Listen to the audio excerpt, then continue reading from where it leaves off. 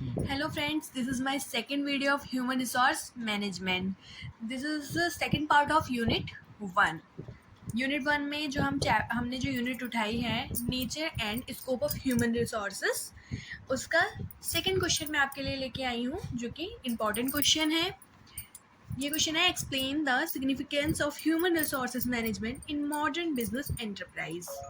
इसका मतलब है कि हमारे जो आज की मॉडर्न एंटरप्राइज है उसमें ह्यूमन रिसोर्सेज की क्या इम्पोर्टेंस है।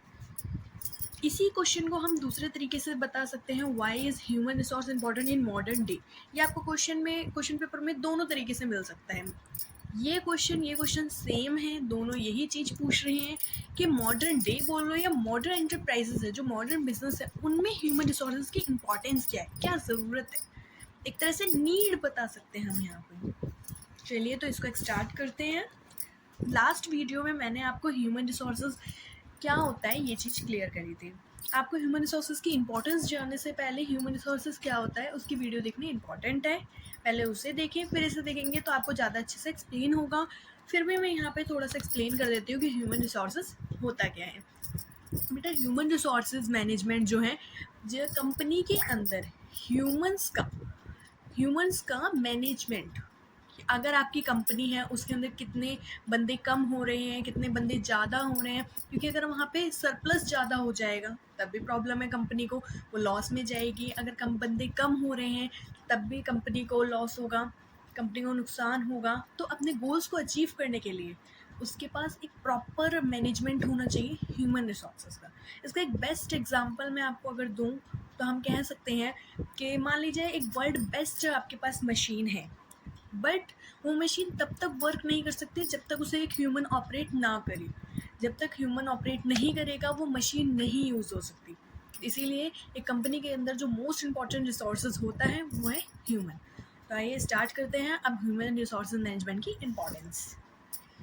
HRM has grown in important through time, particular in modern day organization. Organization में आपका टाइम के साथ साथ जैसे बढ़ रहा है ना, उसी के साथ साथ HRM भी बढ़ रहा है।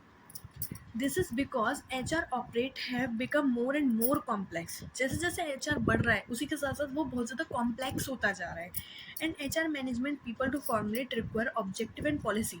जो HR मैनेजर, HR मैनेजमेंट कौन करता है? HR manager.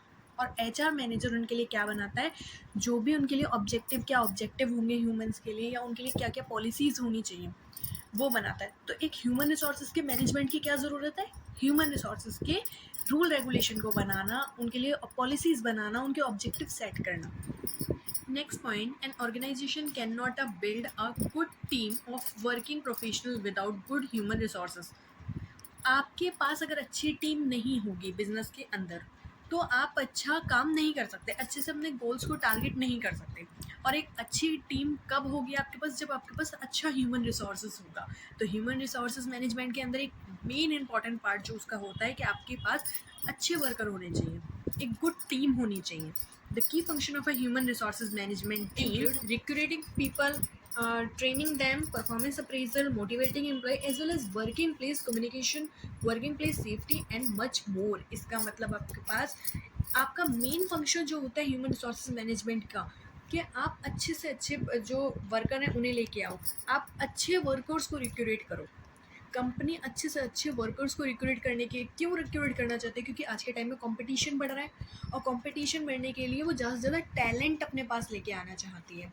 उसको ट्रेन देम, जो पुराने वर्कर्स हैं उन्हें नई टेक्नोलॉजी के लिए ट्रेन किया जाए, परफॉर्मेंस अप्रेजल्स किए जाए, उनका मोटिवेशंस बढ़ाया जाए, और उनका वर्किंग प्लेस अच्छा हो, उनकी सेफ्टी और हेल्थ पे भी उनका काम किया जाए। इसलिए ये HR मैनेजमेंट इम्पॉर्टेंट है। HR developed skill of the employ. HR management जो है एम्प्लॉयज़ की स्किल्स भी बढ़ाता है। अब वो कैसे बढ़ाएगा? जब वो एम्प्लॉयज़ को ट्रेनिंग दे रहा है, तो ट्रेनिंग के थ्रू वो उसकी स्किल्स ही तो बढ़ा रहा है। तो हम अपने ही बंदों को ट्रेंड करके उनकी स्किल्स बढ़ाते हैं, जिससे कि हमारी ऑर्गेनाइजेशन में ज़्यादा से ज़्यादा फ़ायदा हो।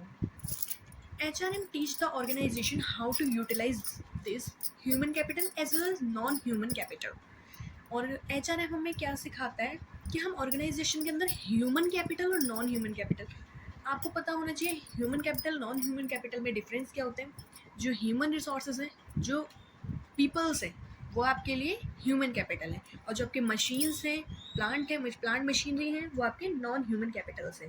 तो उन दोनों को कैसे यूटिलाइज किया जाए वो भी हमें एचआर मैनेजमेंट सिखाता है। So the organization who aim to efficient utilize their resources increase the profit.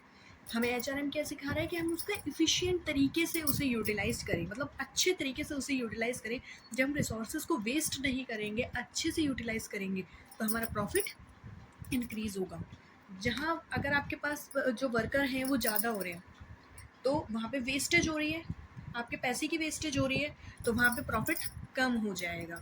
अगर बंदे बहुत कम हैं तो आपके पास उतना आपका टारगेट अचीव ही नहीं हो पाएगा, तब भी प्रॉफिट कम होगा। तो आपको इफ़िशिएंट तरीके से यूटिलाइज करना है अपने रिसोर्सेज का। तो ये हमें एचआर मैनेजमेंट सिखाता है। HRM help maintain work ethics. Work ethics मतलब वहाँ के जो रूल रेगुलेशन है, जो लॉ है, वो बताता कौन है हमें? HR management. उसे भी मेंटेन करके एक कंपनी के अंदर जो वर्कर्स के लिए रूल रेगुलेशन बनाए जाते हैं वो भी एचआर मैनेजर बनाता है। कैसे बनाएगा? मान लीजिए कंपनी के अंदर एक कंडीशन रखी गई है कि अगर आप मेरी कंपनी में काम कर रहे हो तो आप दूसरी कंपनी का कॉन्ट्रैक्ट एक्सेप्ट नहीं करोगे। तो वो कौन बना रहा है? एचआर मैनेजर ही बना रहा है, एचआर मैनेजमेंट के अंदर ही आएगा। तो वो क्यों बना रहा है? जिससे कि उसके टैलेंटेड वर्कर उसके पास रहें, तो उन्हें मेंटेन करता है। And H R M help save high cost on the organization में ज़्यादा से ज़्यादा कॉस्ट ना हो, एक लिमिटेड कॉस्ट लगे, उसको भी एच आर मैनेजमेंट के थ्रू ही मेंटेन किया जाता है। H R M help achieve the highest possible productivity through qualitative and quantitative planning of H R need by organization. आपके पास अपने अच्छी प्रोडक्टिविटी के लिए और एक हाईएस्ट प्रोडक्टिविटी के लिए क्वालिटेटिव और क्वांटिटेटिव दोनों ही प्लानिंग होनी चाहिए। आपके पास जो वर्कर हों वो क्वांटिटी में तो अच्छे हों ही, मतलब जितनी क्वांटिटी आपको चाहिए वो हो, लेकिन उसके पास क्वालिटी भी हो, उनके पास स्किल्स भी हो, टैलेंटेड वर्कर भी हो। और ये काम कौन करेगा? HR manager. उनकी नीड्स को पूरा कौन करेगा? HR manager. ये आपकी हो गई इम्पॉर्टेंस। बट ये आज के टाइम में जो क्वेश्चन ये मेन बात आपसे पूछ रहा है कि आज के टाइम में मॉडर्न डेज में ये क्यों इम्पॉर्टेंट है? ये इसलिए इम्पॉर्टेंट है क्योंकि आपका जो कंपटीशन है वो बढ़ता जा रहा है, और जैसे जैसे कंपटीशन बढ़ता जा रहा है वैसे वैसे ये सारे पॉइंट्स, ये जितने जितने भी पॉइंट्स मैं आपको बता रही हूँ वो सभी पॉइंट्स नोट करना बहुत इंपॉर्टेंट है, क्योंकि ये सारे ही पॉइंट्स उन सब में आते हैं। Thank you guys for watching my video.